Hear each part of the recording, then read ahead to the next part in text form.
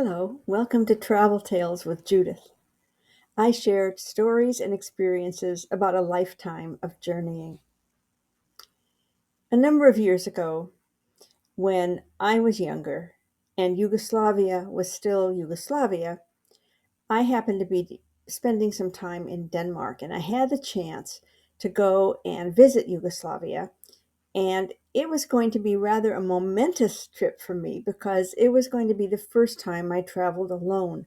I was 39 and I thought this sounds pretty good. So I flew to Dubrovnik and uh, stayed in a little bit of a hotel, not too far out from the walls. And Dubrovnik is a walled city. It's an absolutely beautiful place to be.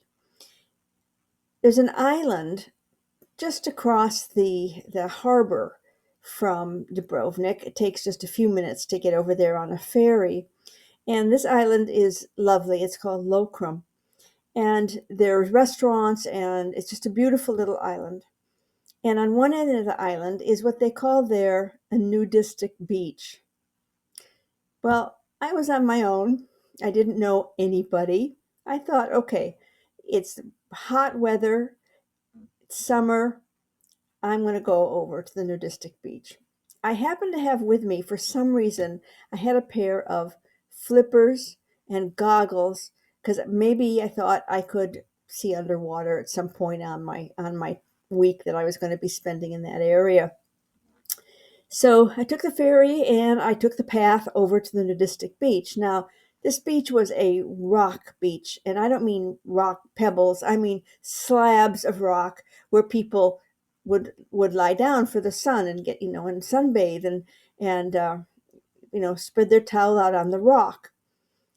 So I found a nice flat rock and proceeded to, take off my clothes. And then I decided I would go in the water. Well, I made my way down, rock after rock, till you get to there was a ladder actually on the edge of one of the rocks that went down into the water, the Adriatic Sea. So I put on my flippers, which I knew ahead of time my flippers were kind of uncomfortable, so I always took a pair of socks with me. So I put on my socks, put on my flippers, and put on my goggles. And I stood there looking out at this beautiful water, beautiful scenery, boats in the distance. And that's all I had on: goggles, socks, and flippers.